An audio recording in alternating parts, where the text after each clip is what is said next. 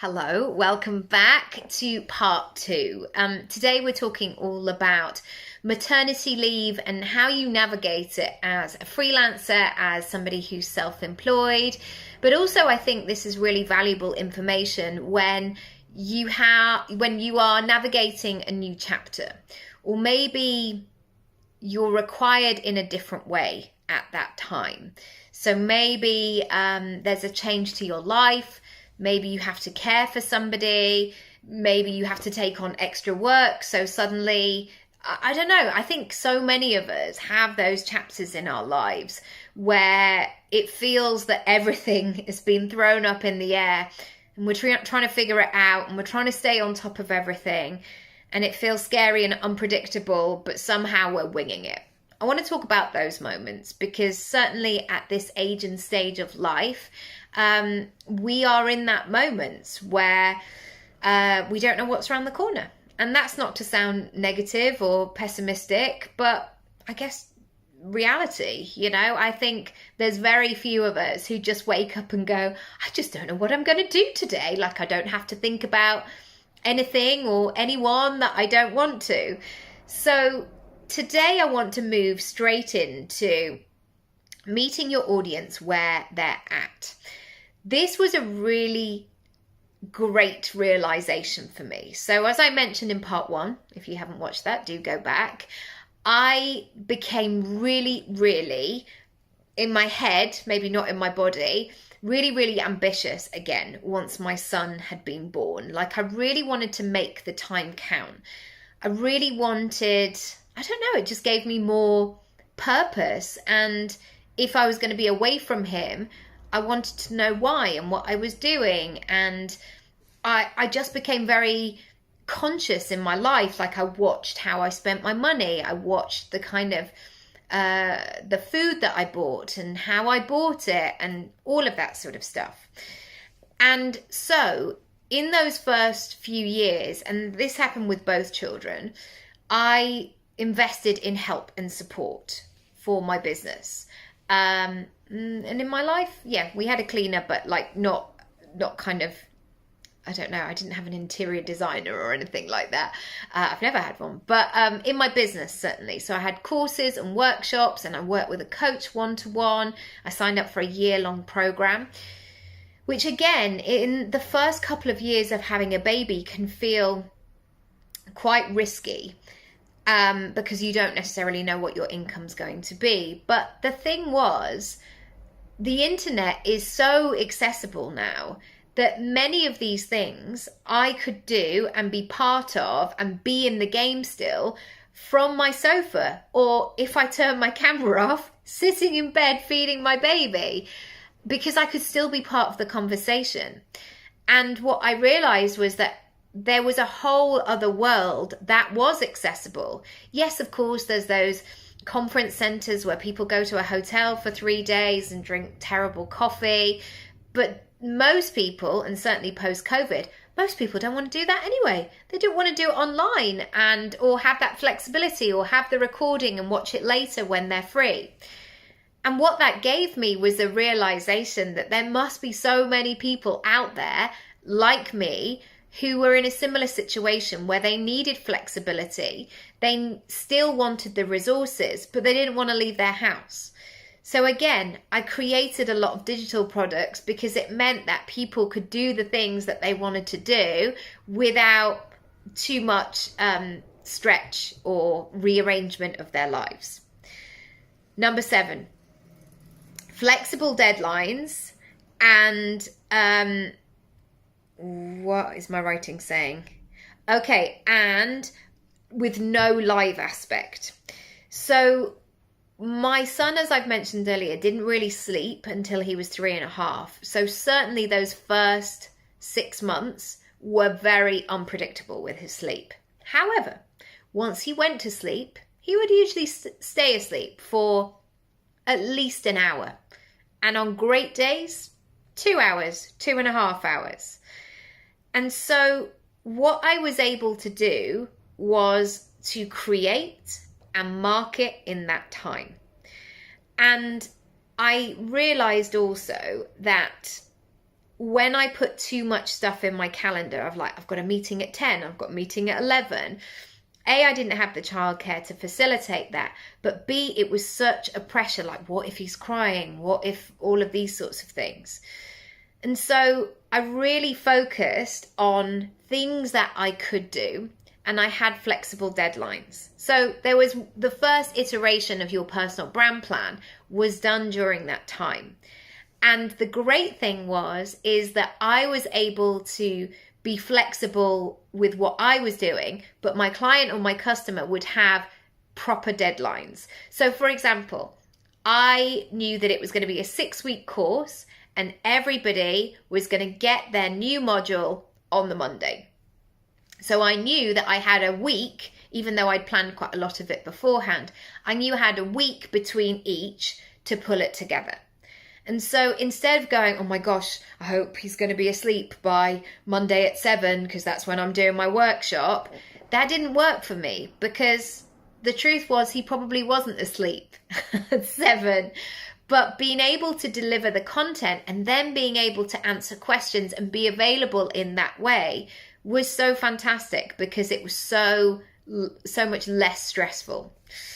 Number 8.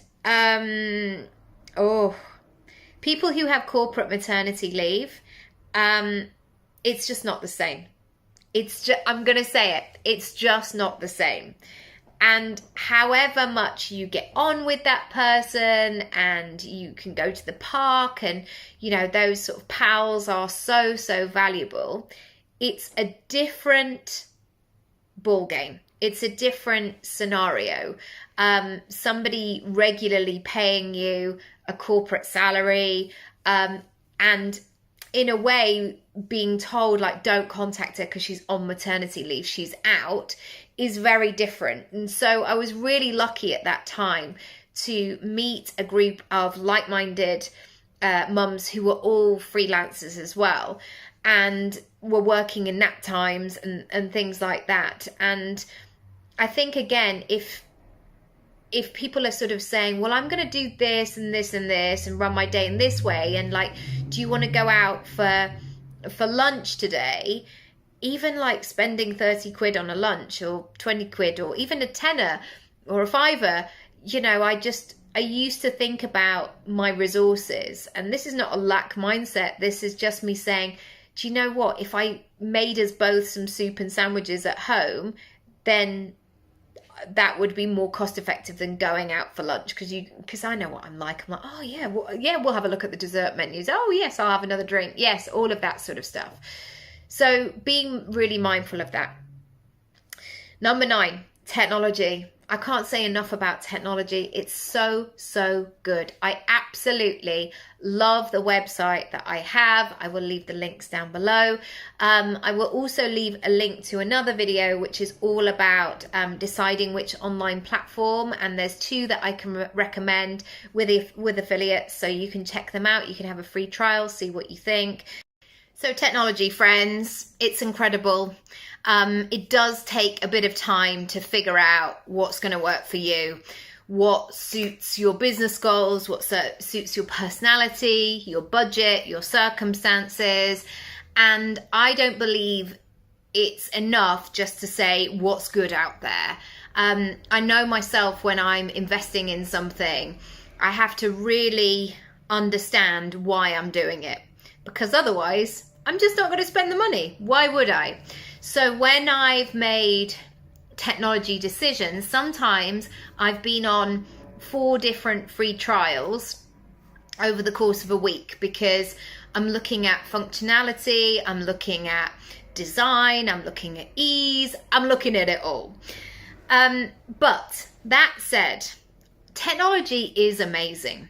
The fact that we can access so much entertainment, education, brilliance, knowledge, skills from our phone. I've got 2 phones from here we go. I've got a laptop here. I've got an iMac here. It's so readily available. And so if you don't have elements of your online business that can work for you when you are not working, or pay you while you're not working, you're missing a trick. Honestly, there are so many things that you can offer, and people are so keen to get them and to access them. Because I know those Pinterest pictures where people do personal brands shots and everything is really beautifully aligned and everything is set up. But the amount of times, certainly in this situation, when my babies would only sleep, and Matt was at work and out and about, my babies would only sleep in my bed with me. And so I would do that. I would feed them. They would go to sleep eventually, and then I would work next to them. And the fact that I could watch something on my phone or participate or be on a Zoom situation, it was just golden. It was absolutely golden. Number 10. This is about sharing your story and not allowing you to spend time in a mindset that does not work for you. What I mean by this is it can be so easy to convince yourself that now you are a mum, or now you are a carer, or now you need to take the foot off the gas for a bit. You are irrelevant, or you have nothing to give. And representation matters. It really, really does. And I think this has happened so often when my friends have been pregnant, or I've spoken to other people. And you know, when people are at that, I mean, even 41, nearly 42 weeks, and they are hanging on by a thread because they've just reached the end of the road. They're so tired, they're so exhausted, and they just want this baby to come out. The amount of reactions I've seen in the street when people are shocked at seeing a pregnant woman, they're shocked at how their shape changes. And I was thinking, why is this? Like, so many of us, most of us, the majority of us, we're born in this way. We're brought into the earth in this way. So why are people shocked? This is a very normal, across the board situations. But I do think it's, for the most part, that women have sort of been told that they should just then stay at home or not be available or accessible, or they should just kind of hide away. And again, I'm not saying that when your baby is, you know, you're 42 weeks pregnant, that you should be galloping through the streets or feeling like you have to run a carnival or anything like that. You do you.